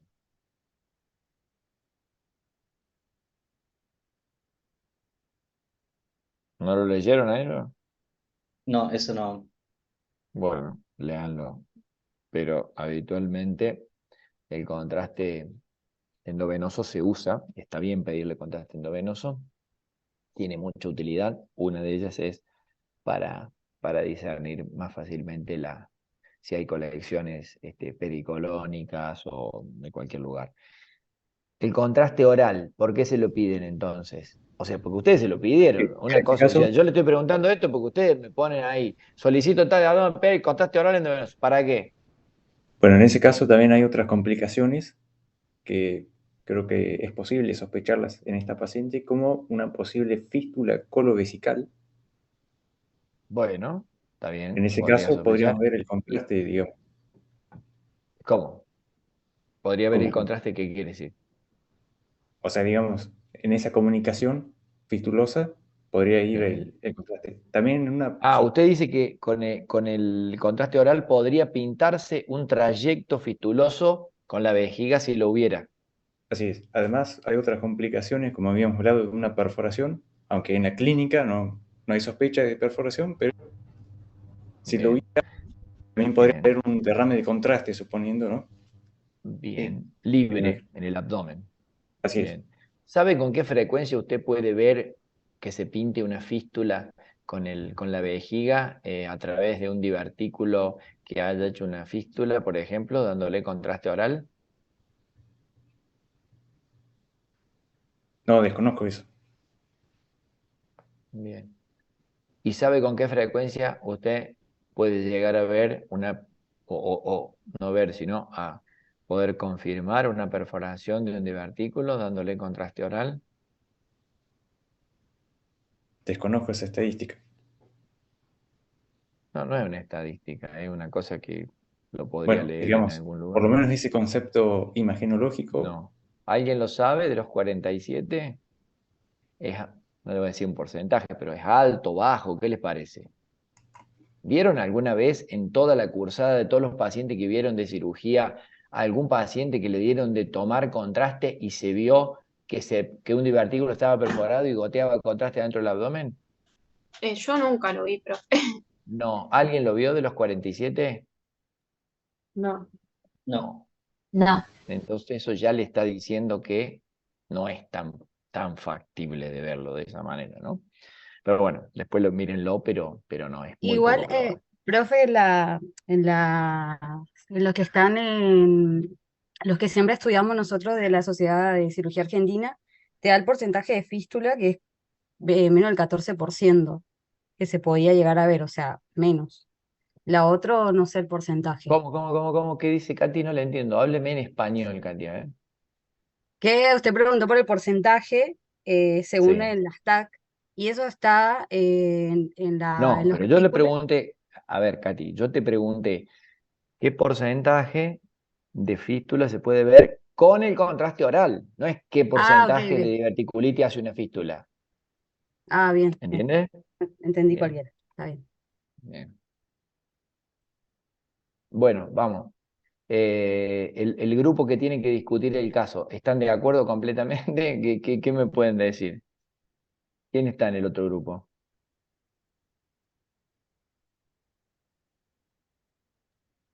Nosotros nos fuimos bastante ¿Quiénes para el somos lado, nosotros? eh, hay dos nombres, somos 11 si no me ¿Abril? equivoco.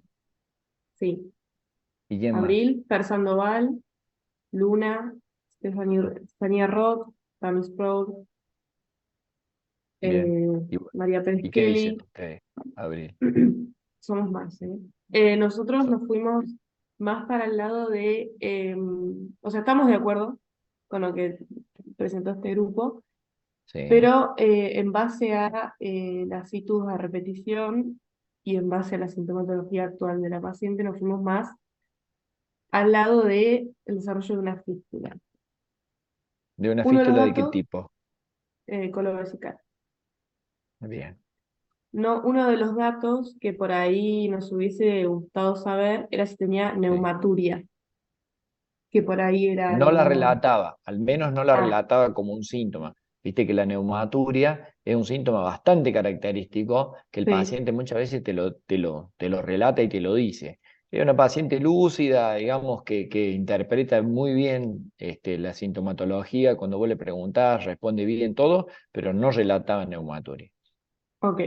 Y el color por ahí de la orina nosotros lo relacionábamos más con fecaluria, en base al desarrollo de esta fístula. O sea, era una Bien. explicación que encontramos, pero igualmente sin los resultados del ATAC o otro estudio ¿Y cómo complementario no. confirmaría una fecaluria? Y yo creo que haría un examen de orina. Ya lo tiene. Dice infección urinaria, pseudomonas, Escherichia coli. Mm, ¿Qué le diría Julieta Tamborini? ¿Qué le diría al bioquímico que usted necesita ver en el sedimento de orina o en el microscopio si usted tiene una sospecha de una fecaluria? ¿Está Julieta Tamborini al habla? ¿Puede ser una tinción de Gram para evaluar si hay Julieta bacilos Gram Tamborini, negativos? ¿está al habla o no está? No está. Por eso es que no tiene mucho sentido y realmente me pone bastante triste que todos se conecten, dejen la computadora, no todos, obviamente, respeto muchísimo lo que estamos hablando, lo que estamos discutiendo, digamos. Yo prefiero que sean sinceros y no se pongan adelante de la computadora, antes que se pongan adelante de la computadora, se conecten, apaguen la cámara y se vayan a tomar mate, qué sé yo. Está todo bien, si quieren tomar mate, vaya. Pero digamos, no se robe el presente ni se robe esta discusión que me parece muy importante y que todos sus compañeros están sentados acá discutiendo el caso y tratando de aprender algo, y el doctor Iris y yo estamos sentados tratando de ofrecerle parte de nuestro tiempo para que ustedes lo aprovechen. Sigamos adelante. Carla Román, ¿qué estudio, qué le diría usted al bioquímico para buscar No una sé, profe. fecalidad? No sabe. Yo había Bueno, no leído, importa. no sé, yo lo que había leído, ¿Qué se sí, de imagina? A la ver, Carla, ¿qué se imagina que puede ver en el microscopio si el paciente tiene fecaluria? lo que había leído es que lo que veías era restos de materia fecal y que tenía olor fétido Bueno, perfecto, sí, en la sí, sí, sí, fecaluria. pero no, está muy bien. Pero cuando vos sospechas, ¿por qué sospechas que puede tener una fecaluria? Porque tiene una infección urinaria ¿de qué tipo esta mujercita?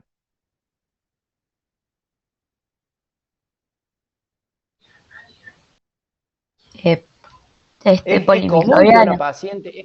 paciente tenga una infección urinaria con pseudomonas? No, no es No, común. No, no es entonces común. bueno, por No, ahí lo empiezo a sospechar, por ahí que puede ser que no, el paciente es diabética, puede ser inmunodeprimida, etcétera, etcétera, ¿no es cierto? Pero, cuidado. Entonces, ¿a alguien se le ocurre qué le puedo buscar que si lo encuentro digo, esto es una fecaluria? ¿Qué tiene la materia fecal, chicos, aparte de tener bacterias en general? ¿Podríamos ver la presencia Es de decir, estercobilina? bueno, eso podría ser uno. Y algo más simple que se vea casi sin teñirlo. Restos de alimentos, por ejemplo. ¿Y cómo Amarillo. ya no llegan los restos de alimento al colon? ¿Qué llega? ¿Qué No, puede no, llegar al colon? pero ¿Cómo materia, se o sea, digiere? restos de materia fecal. A ver. Grasa, proteínas, ¿Cómo? grasa, proteínas, puede haber algo. Sí, puede ser algún alimento que no es de fácil digestión, o la parte que no es tan bien Exacto, digerible. eso es Alguna lo que a veces verdura puedo puede ver. ser, ¿Cómo? como algunas verduras. Fibra, muy bien. ¿Quién dijo Sí. eso? Yo, disculpe, ¿Quién Mateo. y yo? Mateo, Claro, pues fibras. Si yo veo en el sedimento fibras, chau, es una fecaluria. ¿De dónde voy a sacar fibra en la vejiga? ¿Entendés? Después toda la otra cosa, bueno, a veces es variable, ¿no? Sí, yo Muy no buena esa. sabía no sabía que eso, digamos, se iba a buscar al sedimento, pero vi Se a un puede paciente buscar, que o sea, salió en la anamnesis es una directamente. herramienta más, es una Sí. herramienta más. Puede ser que si no está, no quiere decir que la paciente no tiene la fístula. No, claro, sí, sí. En este caso no está informado tampoco, porque generalmente si el bioquímico lo ve, le informa. Bueno, deja de compartir un poquito que te muestro un poquito el avance, así terminamos. Profe, tengo una disculpe, consulta también, ¿Quién es la consulta? yo, Ariel. yo tengo una también, Ariel. pero pregunta vos, Ariel, primero.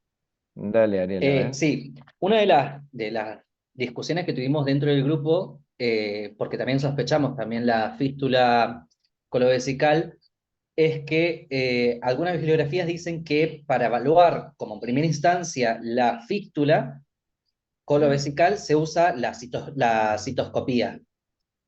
Sí. Nosotros en este caso estábamos pensando si agregar o no también la citoscopía, pero nos decidimos que ya con la TAC quizás se podría ver y se podría prescindir en un primer momento. Obviamente después habría que hacerle una citoscopía, pero quería consultar eso, si se hace o no en un primer momento la citoscopía, o si con la TAC se puede visualizar la fístula y se puede prescindir.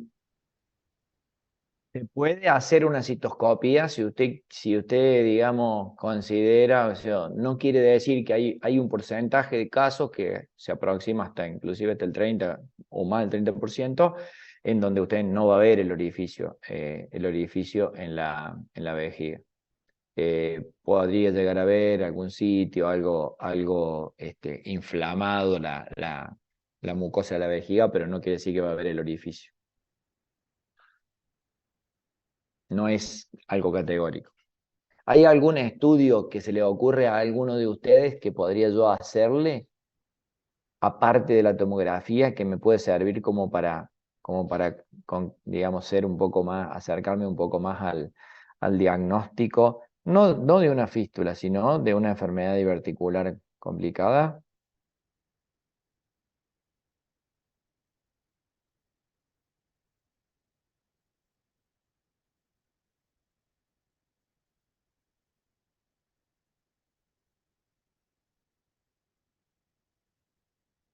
¿No? ¿No más? El caso, lo que ¿El discutían el vario? caso, ¿El vario transitado? ¿El tránsito de vario? no, porque eso le va a aportar lo mismo que el contraste oral de la tomografía. Al contrario, digamos, el vario es más espeso, es poco probable. Yo había Bueno, pensado en algún momento quizás, pero bueno, es un método más caro, la resonancia magnética. muy bien, Celeste, muy bien. La resonancia magnética, claro que sí. La resonancia le puede ofrecer bastante más información que la tomografía para la evaluación de sobre todo de una enfermedad diverticular complicada a nivel de la pelvis. Eso es muy buen estudio para este caso. La resonancia. ¿Con contraste o sin contraste, Celeste? Con contraste. Siempre hay un problema con el contraste. Sí, con contraste. ¿Sabe qué contraste se usa para la resonancia? No. ¿Quién sabe?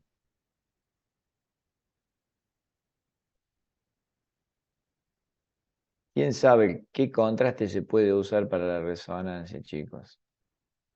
Ahí Aldana en el chat puso que era el gandolino. ¿Qué puso? Gandolino. Gandolino, no, gadolino. Sí, está muy bien. Ese es el contraste que se usa en la resonancia y hay que pedirla con eso, ¿sí? Buenísimo.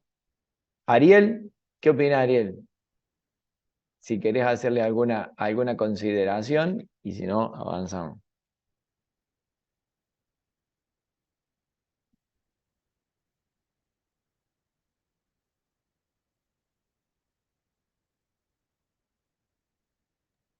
Yo tenía una pregunta, profe. Entonces, la paciente esta no tenía ni fecaluria No, ni fecaluria neumatoría. como síntoma. No, que uno lo interpretara como fecaluria como síntoma, no. Porque, qué sé yo, para que la paciente te diga, tengo una fecaluria, te tendría que decir, bueno, veo, no sé, pedacitos de restos de algo en la orina que me parecen raro, que serían las fibras, o me sale aire cuando orino, esas cosas. No, no las evidenciaba como tal. ¿Sí?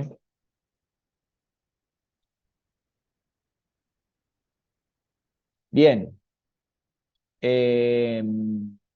Les voy mostrando entonces para que avancemos con esto, ¿sí? ¿Lo ven ahí? Sí. Ahora sí. Sí. Buenísimo. Entonces, yo acá, bueno, esto no vamos a avanzar, vamos a avanzar porque es la presentación que ya lo hicieron, la ecografía abdominal y el cuadro clínico, ¿no es cierto? La ecografía abdominal que también se las había mostrado, engrosamiento de la pared del colon, etcétera, etcétera. Esto es la tomografía computada de abdomen que la paciente que les muestro es un video más o menos rápido para que ustedes puedan... Uy, perdón. Es un video rapidito.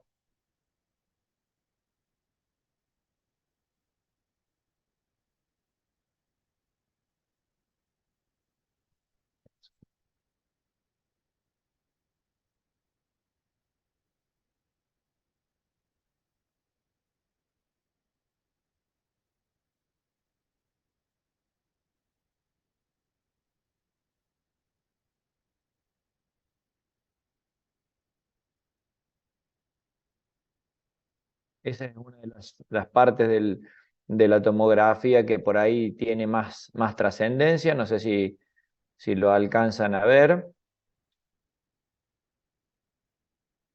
¿Sí, chicos? Acá, colon sigmoides, ¿lo ven? ¿Ven esas pequeñas burbujas que hay en la pared? Sí, se Sí. ve. Bien, esos son los divertículos. Acá hace como una curva aparentemente. Engrosamiento de la pared de tal manera que acá casi ni se ve la luz del intestino, que es por otro lado también lo que se veía en la tomografía.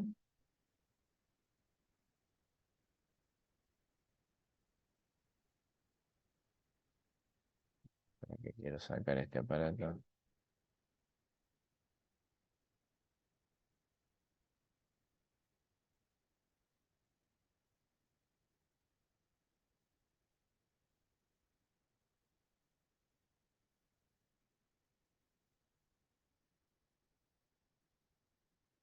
Fíjense, chicos. Fíjense acá. Sí, voy avanzando en la tomografía, engrosamiento de la pared del colon, ahí se ve el colon un poco menos, algo de la luz, acá se ve más engrosada la pared, voy bajando hacia la pelvis, bueno, y ahí sigo viendo divertículos, engrosamiento de pared del colon, ahí ya estoy viendo el recto, ¿sí? Y ahí bajé del todo, ya veo el recto, y ya se me acabó el estudio acá. La interpretación de la tomografía que dice algo más representativo acá. Se advierten imágenes hipodensa con densidad líquida de 29 por 33 por 30 en el espesor del tejido celular subcutáneo de la región glútea derecha. Nada, eso es una cosa extra que tenía. A ver, lo más importante acá. Marcado engrosamiento mural concéntrico del colon sigmoides, asociado a múltiples imágenes diverticulares, con un aumento de la intensidad de la grasa pericolónica y la presencia de algunas adenomegalias locorregionales. Si bien los hallazgos sugieren un proceso inflamatorio diverticular, bueno, va. ¿Sí? Hasta ahí sigue con la interpretación muy parecida a lo que yo tenía en la ecografía, que con esa clínica de la paciente yo no tengo por qué sospechar que se trata de un cuadro recontra agudo, porque la paciente hace un montón que viene con esto ya me lo trae al consultorio, etcétera, ¿sí? Esta es la resonancia. Esta es la resonancia. Más o menos veo lo mismo, hace la curva.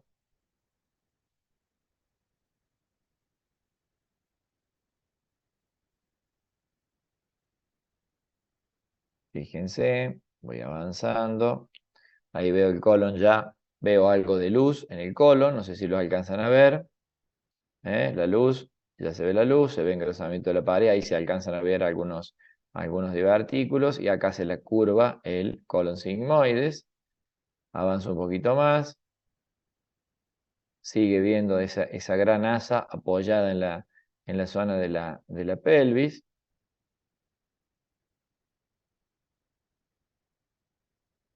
Fíjense acá, ahí, fíjense esta impronta. Acá, en la zona esto es la vejiga, ¿sí? Avanzo un poquito más.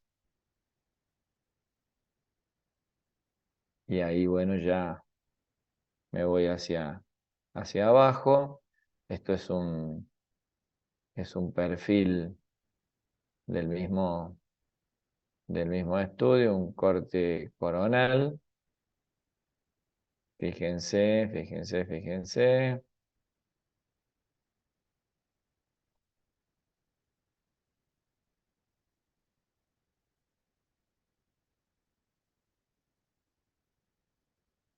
Ahí ya me fui. Pero miren esto, qué interesante. Estas son imágenes de resonancia.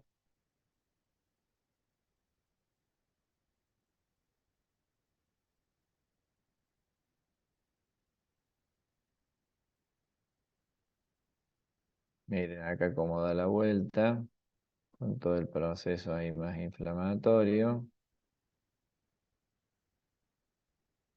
Se ve bien ahí la pared del colon, engrosada, apoyada muy, pero muy cerca, sobre todo en esta imagen, mirá.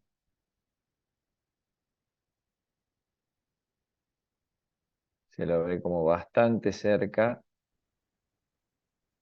de la vejiga. Fíjense acá, chicos.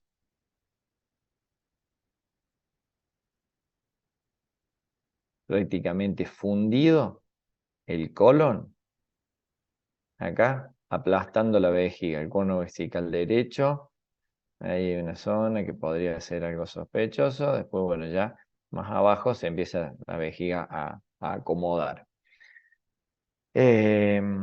Bueno, la resonancia. Este es el informe de la resonancia, en donde los hallazgos sugieren en primer término un proceso inflamatorio del colon sigmoide complicado con una fístula colovaginal, que no es posible descartar categóricamente una lesión primaria subyacente debido a la presencia de múltiples imágenes ganglionares aumentadas de tamaño. Esto es porque se trata a veces también los procesos inflamatorios suelen ocurrir. Esto creo que es un error de tipeo, porque no es vaginal, sino vesical. Bueno, las imágenes ganglionares, como lo ve tan en contacto con la vejiga, a veces ellos no se juegan con que está la fístula, pero dicen que está muy en contacto. Le hicimos una colonoscopia a esta paciente.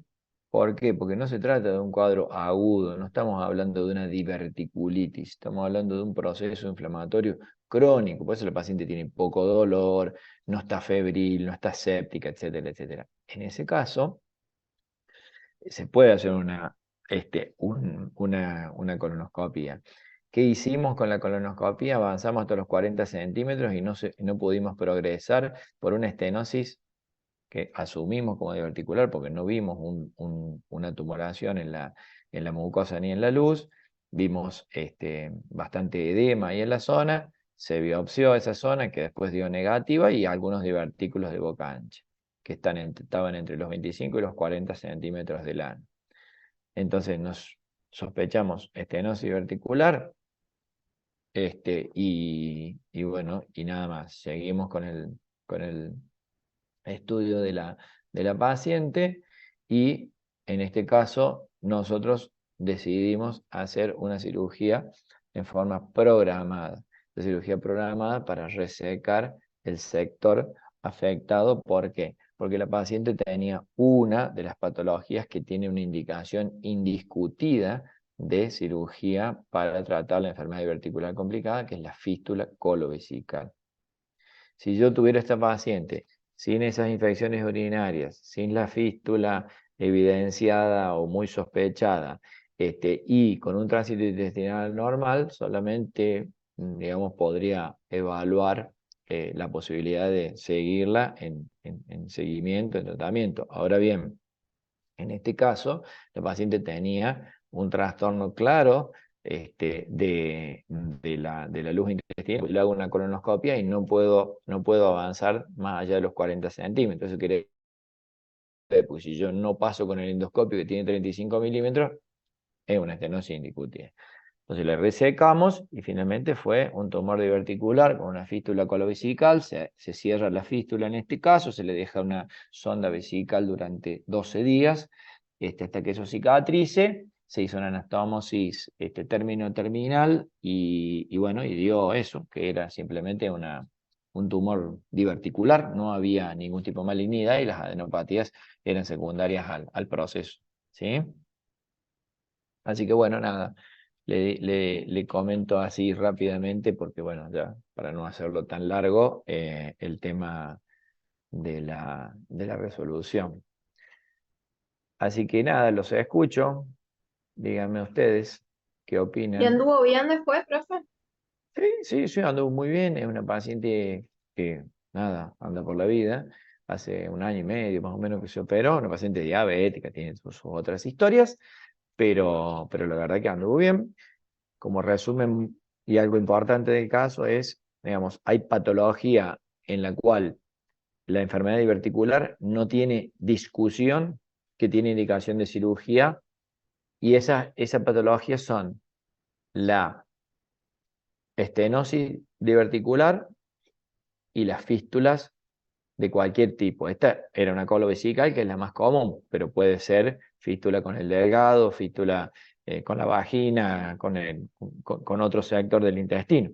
Pero en esos casos no hay duda sobre la indicación quirúrgica. Después podemos hablar un montón de otras cosas, pero bueno, eso ya lo verán cuando vean la clase de enfermedad diverticular, ¿sí?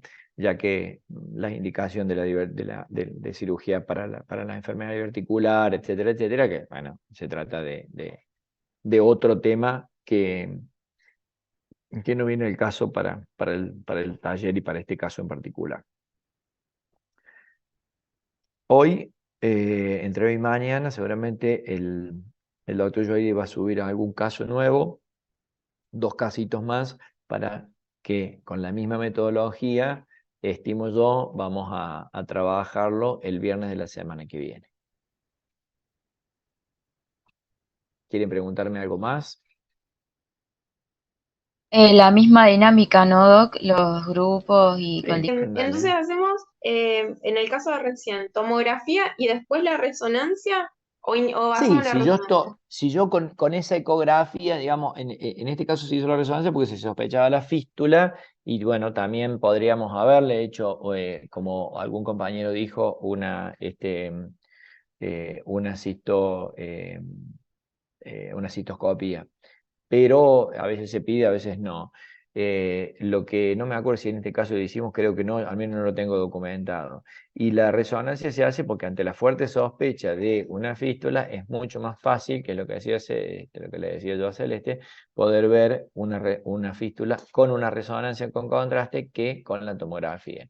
Con la tomografía con contraste oral, o con cualquier contraste oral que le dé, o incluso por un colon por enema, es casi imposible pintar una fístula colovesical. Solamente si está, puede ser que vean en algún libro, algún dibujo, sobre todo algún libro más viejo, eso, pero prácticamente no existe. La resonancia sería el mejor método. Obviamente, si le puedo hacer una citoscopia, también se la hago, no tengo ninguna historia con eso, y yo habitualmente para operar a estos pacientes, que este caso fue así, se le pide una citoscopia y se le pide, en este caso, para colocación de un catéter doble J en el uréter izquierdo, porque en la operación son casos muy difíciles, más difíciles que operar un cáncer de colon esto, y entonces es una manera más sencilla de identificar el uréter izquierdo para no lesionarlo durante la cirugía.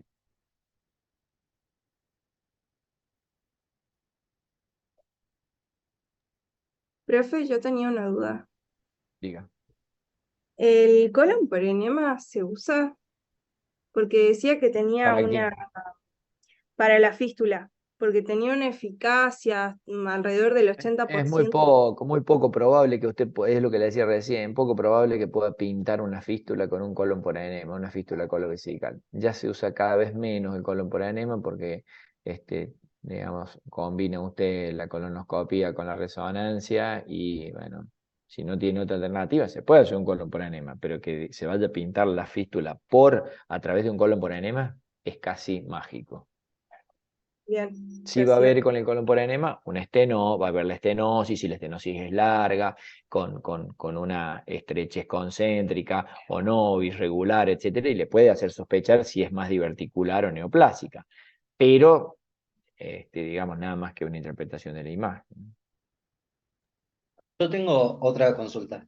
Entonces, al final, en esta paciente, porque nosotros también tuvimos esta discusión de si era o no una fístula, si la sospecha clínica es fuerte, ¿se puede prescindir del ataque y pedir la resonancia directamente?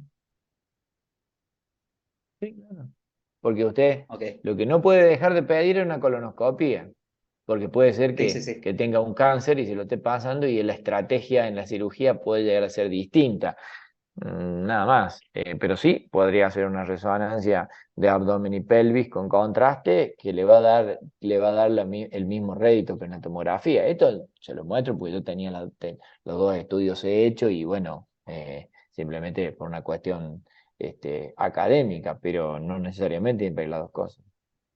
Y en este caso que estábamos hablando que es un proceso inflamatorio crónico el de esta paciente y que por eso no presentaba tanta clínica. Igual se Claro. puede hacer la endoscopía. Totalmente, eso es lo que les O decía, sea, porque no estamos hablando de una diverticulitis aguda acá, es un proceso crónico que bien, son infecciones repetidas, esta infección urinaria por la fístula, etcétera, pero no se trata de un abdomen agudo. De hecho, la bien. paciente, yo la vi en el consultorio de esta paciente y se operó como a los 2 meses después de la consulta.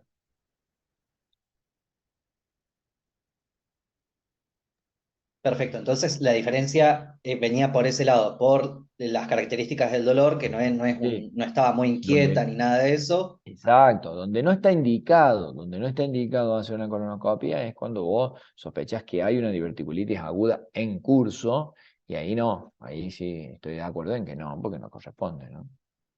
Hay que tratarla y esperar 6 a 8 semanas, que lo que usted pusieron está bien, eso está muy bien. Perfecto, gracias, profe. Bueno, nos vemos el viernes de la semana que viene. Dale. Listo, profe, gracias. Buenísimo. Bueno, Gracias, profe. gracias. Buenísimo, Chao, gracias. que sigan Gracias. bien. Gracias.